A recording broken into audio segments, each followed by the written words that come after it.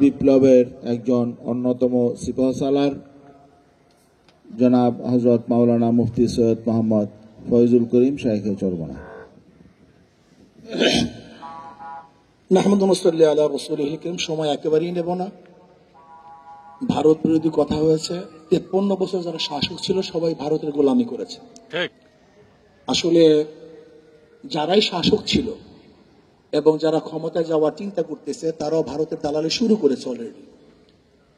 আর বাংলাদেশের 53 বছর যারা ক্ষমতায় ছিল তারা কেউ এই জনগণের আশা এবং আকাঙ্ক্ষার পুনরাবৃত্তি ঘটাতে পারেনি। আমি আজকে গোল টেবিল বৈঠক থেকে শুধু একটা প্রস্তাব দিতে চাই যে শিক্ষার মধ্যে এমন কোনো জায়গা নাই যেখানে ধ্বংস করা হয়নি।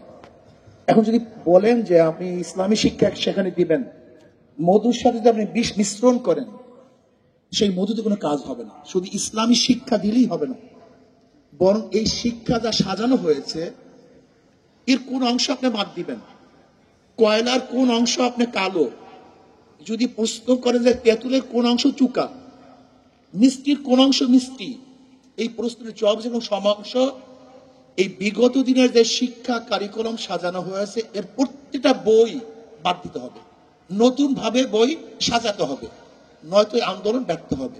আর একটা কথা হলি, ইসলামী আন্দোলন বাংলাদেশ 5ই জুলাই বৈষম্য বিরোধী আন্দোলনের 5ই জুলাই থেকে শুরু করেছে। 4 আগস্ট শাহবাগে আমি বলেছিলাম বিকালে যে আগামী 5 তারিখ জনগণের গণভবন জনগণ দখল করবে। আল্লাহর কি কৃষ্ণা কাকতালীয় ভাবে সেই 5 তারিখই দখল হয়েছে, কিন্তু বৈষম্য বিরোধী ছাত্র আন্দোলন ইসলামী আন্দোলনের খবরও নেয় না যে তারা কোথায় আছে, কি করবে, কি করতেছে। আজকে বাংলাদেশে এত পরিবর্তন হয়েছে, আমি প্রশ্ন করি ইসলামী আন্দোলনের সাথে কি পরামর্শ করা হয়েছে? অথচ যারা যেই সমস্ত দলের মহাসচিব ডিক্লার দিয়েছে, ঘোষণা দিয়েছে যে আন্দোলনের সাথে আমরা সম্পৃক্ত নই, তাদের হুকুম চলতেছে আর আমরা জীবন বাজি রেখে মাঠে ঝাঁপিয়ে পড়েছিলাম গুলির সামনে, অথচ আমাদের খবরও নেই। এখানেই তো বৈষম্য শুরু হয়েছে। বৈষম্য বিরোধী আন্দোলন তো বৈষম্য এখান থেকে শুরু হয়েছে। এই বৈষম্য বিরোধী আন্দোলন যদি এখান থেকে বৈষম্য শুরু হয়, মনে রাখতে হবে প্রথম ছিদ্র হয়, সেখান থেকে প্রলয় সৃষ্টি হয়।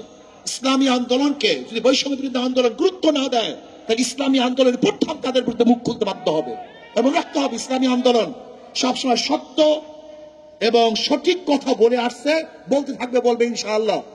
আমরা জীবন বাজি রেখে ঝাঁপিয়ে পড়েছিলাম ইসলামী আন্দোলন বাংলাদেশ দলীয় ভাবে এককভাবে বাংলাদেশের অন্য কোনো দল ব্যানার নিয়ে, এবং আমাদের পর্যায়ে কোনো লিডার এই বৈষম্য বিরোধী আন্দোলন অংশগ্রহণ করে নাই। ইসলামী আন্দোলন বাংলাদেশ আমাদের পর্যায়ে লিডার জীবনের বাজি রেখে বৈষম্য বিরোধী আন্দোলন সাকসেস করেছি। অথচ দেখা যায় ইসলামী আন্দোলন বাংলাদেশের খবরই নেয় না, এরা আসি কি তা জানাও যায় না। যারা নিজেদের নাম ব্যক্ত করতে লজ্জা পেয়েছে, ব্যক্ত করে নেই, তাদেরকে গুরুত্ব দেন আর বৈষম্য বিরোধী আন্দোলনের বৈষম্য বিরোধী কথা বলবেন, এটা হয় না। আসেন শিক্ষা সংস্কৃতি করি, এদেশকে সংস্কৃতি আল্লাহ আমাদের সবাইকে কবুল করে নেন।